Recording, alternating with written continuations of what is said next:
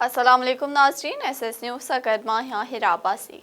जैकमाबाद जे ज़िले काउंसिल बिन म्यूनिसिपल कमेटियुनि ऐं 3 town committees ते पीपल्स पार्टी उम्मीदवार बिना मुक़ाबले कामयाब थी विया।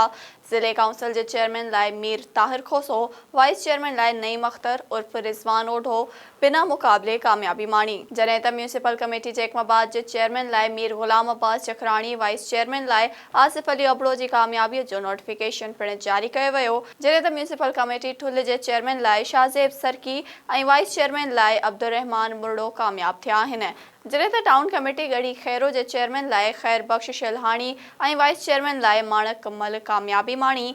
मीरपुर बुर्डो टाउन कमेटी ते बि PP उम्मीदवारनि कामयाबी हासिल कई आहे, जॾहिं त सोराबाबाद टाउन ते आकिब सरकी चेयरमैन ऐं वाइस चेयरमैन चूंडिजी विया आहिनि। अहिड़ी तरह पीपल्स पार्टी ज़िले जैकमाबाद में मकानी चूंडनि में क्लीन स्वीप कयो आहे। पीपल्स पार्टीअ जा ज़िले काउंसिल, म्यूनिसिपल कमेटी ऐं टाउन कमेटी ते सभई उम्मीदवार बिना मुक़ाबले कामयाब थी विया आहिनि।